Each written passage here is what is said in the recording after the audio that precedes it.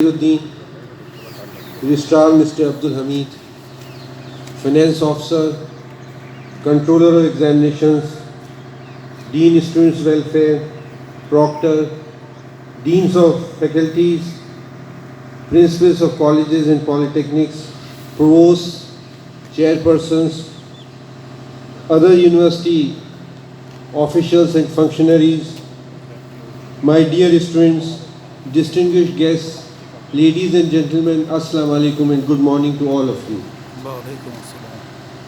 First of all, I like to wish all of you a very happy Republic Day.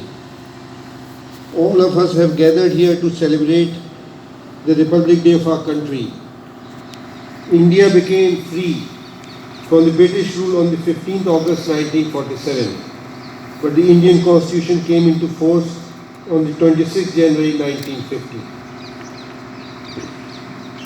Since then, we have been celebrating this day every year as a Republic Day. It's a day of national pride and is hence celebrated with great zeal, enthusiasm and gaiety.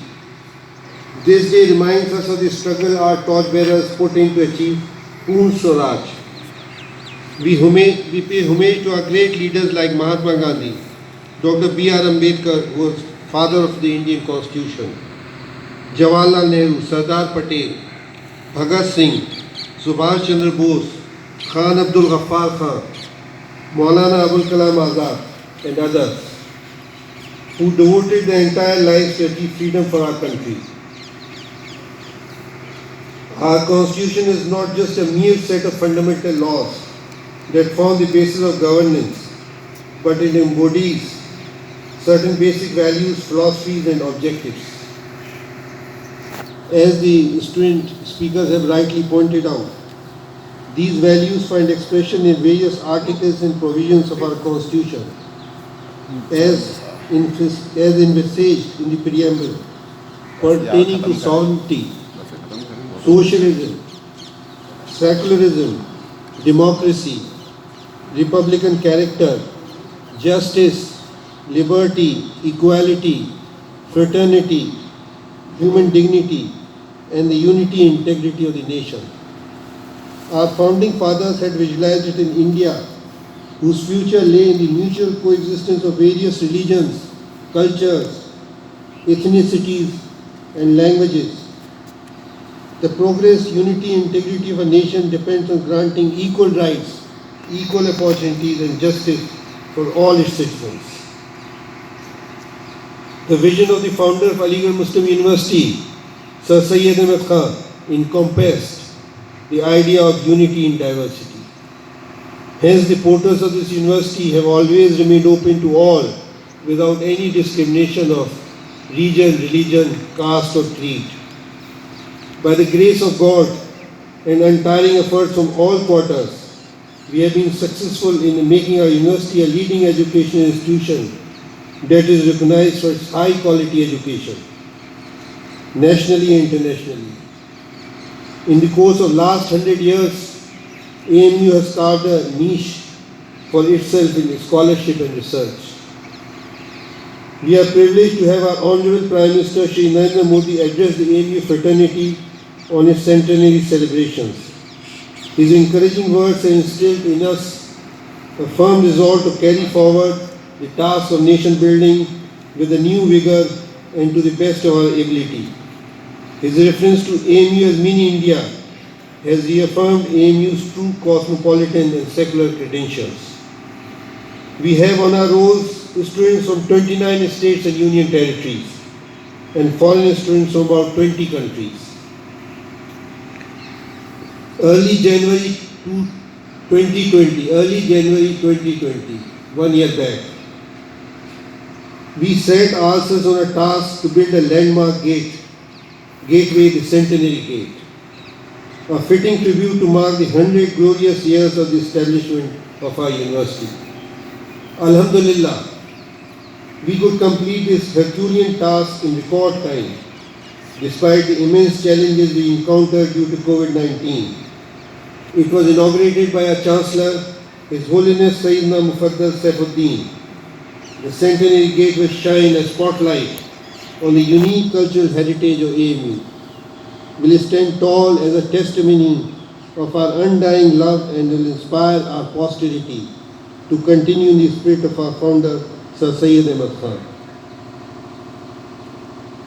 Numerous online conferences and seminars have been organized by many departments, including the Sir Syed Academy and various alumni associations, and continue to do so.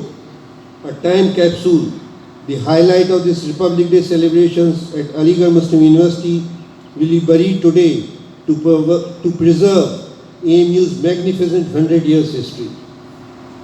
It fills me with immense pride to state that in terms of handling the pandemic, which shook the basis of the entire world, AMU's performance was par excellence. AMU has played a vital role in testing treatment of COVID-19 patients and now conducting vaccine trials. I credit this effort to the entire AMU fraternity, particularly the doctors, nurses, and paramedical staff. The world's largest vaccine program is underway in India.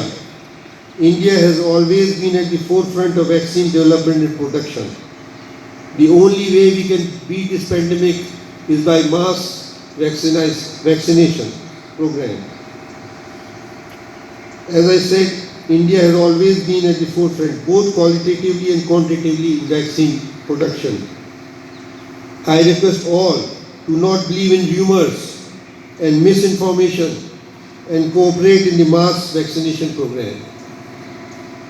All efforts are being made to start new courses for our students in the centenary year with a primary aim to open up job opportunities and an eye on employability.